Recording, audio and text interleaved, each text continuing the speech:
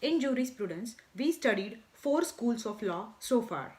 We studied natural law school, then we studied historical jurisprudence, followed by positivism, and then sociological jurisprudence. Today we are going to see the most important school in jurisprudence, and that is legal realism. So focus of legal realism is on reality. And what is reality?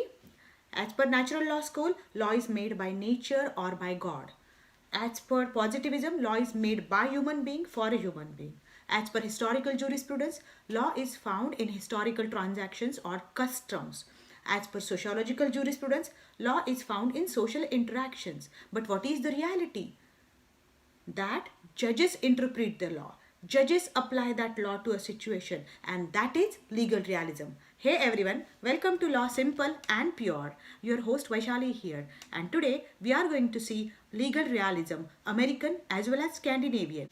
Realism is the most realistic theory in jurisprudence because it looks at the actual case laws. Okay, what comes out of case law is law according to realistic movement, and according to this movement, decisions given by judges matter. Okay, so law is not a set of rules which is made by legislature, but which is actual output of a case is the law for the concerned parties. People are worried about what they are going to get in that decision. So whatever people get in the decision is real law according to people, and this is realism.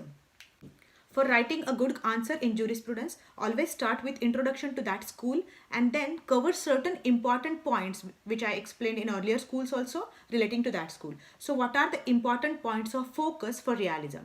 Number one, it came as a reaction to formalism. Formalism means judiciary is too formal. It goes as per the rules provided by legislature. So it came as a reaction to that formalism, that procedure is too lengthy or it's too formal.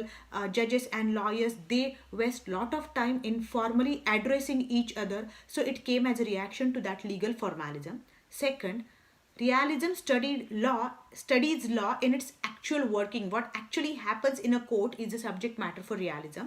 Number three, realism rejected the traditional definition of law, that it is a body of rules and principles which are enforced by the courts, but it provided that what comes from the court is the law. Next thing, this theory focus is on judges and lawyers and associated contributing factors, like what motivates judge to reach to that decision, and these factors are important for realism. So their focus is on law in action, what actually happens in courts, and not on what is written in law books. Next, it is about actual experience in a case, what parties feel about the case, whether they feel that justice is done in this case is important for realism.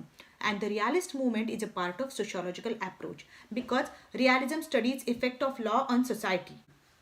Legal realism comes in two types: American legal realism and Scandinavian legal realism. American legal realism, which is developed by Justice Holmes, Cohen, Levlin, Jerome Frank, and Scandinavian legal realism, which is developed by Ross. So what is the difference between American legal realism and Scandinavian legal realism? American legal realists are called as rule skeptics because they have a doubt on rules and they focus on actual working in courts. So they believe that law is not something which is provided by legislature or the legislative rules, but it is what actually happens in court. So judges are not bound by those rules, but they are supposed to follow their actual experience, and this is called rule skepticism. Scandinavian realism, they agree with basic realistic philosophy that law is something which is made by judges, but they are called as fact skeptics, and they attempt to explain the nature of rules in a way that conforms with their view of reality. I'll give you an example. Justice Bhagwati, he always favored social justice because he had his ideology was social justice ideology, and that's why he always allowed public interest litigations. So what was fact for him? That there are social inequalities, okay, and his decisions were always tilted towards public interest litigation. It was a good thing, but this is fact skepticism. Four main jurists are concerned here: John Gray, Oliver Wendell Holmes, Jerome Frank, and Carl Levlin. Let us begin with John Gray, what he says about American legal realism. According to him, every judge has certain certain inclination, let it be ideologistic, let it be political, let it be emotional. So according to him, some factors affect their decision making. Okay, so every person has some political inclination, every person has some ideological inclination, right?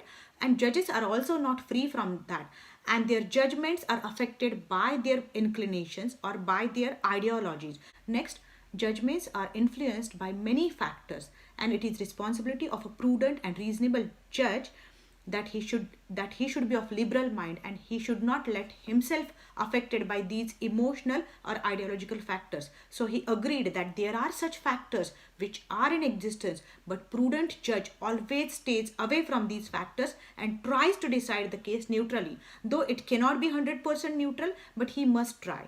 Gray provided that legislation is not one and only one authority in lawmaking, rather it's a source of law, just like custom. Okay, it's just a source of law. And what is law? Which is decided by judiciary. Justice Holmes. Justice Holmes gave a very interesting perspective. He said what law is. Look it from a bad man's perspective. Bad man's means against whom a case law is going on in a court of law. So according to him, what law is? He's not worried about what legislature wrote about this. He is worried about what judges are going to decide, what will be the ultimate decision of the case. So according to him, that is the law. So he said we should look at law from a bad man's perspective, and their focus is punishment. Whether I'm going to get punished or not is their concern. So this is really interesting, and Justice Holmes provided life of law is not just what is written in law books, but what is actually experienced in the courts of law. What is the involvement of judges and lawyers, and that actual experience is law. It is not something which is written in law books. Next comes Jerome Frank. He coined the word legal realism. He emphasized the psychological foundation of judicial decision making, arguing that judges' decision may be influenced by mundane things like what he or she got for breakfast. So it's a funny type of theory. If judge do not get good breakfast at home, his decision might get affected. He said that judges are not piece of blank paper. They are not just white papers. They have their inclinations, they have their ideologies, they have their emotional swings, and it plays some role in their decisions. He said that law is not always certain, right? If a same case is handled by Calcutta High Court and same case is handled by Mumbai High Court, decision may vary, okay, because judges are different and their inclinations are different. So he said certainty of law is a myth, that a certain person commits murder and he will be punished like this only. Okay, so that certainty is a myth. What judges feel about the case, what is their experience, and what is their decision is the actual law. Then he believed that law is little more than putty. Putty means that Play-Doh, okay, or the what we can say, it's a mud in the hands of judges, and how they shape that mud is their domain, or they will decide how to turn that mud in. And he provided there is no yardstick to measure accuracy of fact. In every case, facts can be manipulated. Facts are not always facts, and that's why decisions are not always certain. Last philosopher in this series is Carl Levlin. He provided law is a means to social end, and every part of law constantly to be examined for its purpose and its effects and judged in the light of both their relationship with each other. So according to him, every law serves some purpose, and that's why public interest litigation, though it is not there in the constitution, it is allowed by Indian judiciary. Why? Because it goes along with the constitutional philosophy of social justice, right? So law is there to achieve certain social ends. Law should be in tune with society. Why law is there? Because society needs law. So law should address social needs. Law is an institution according to Levlin.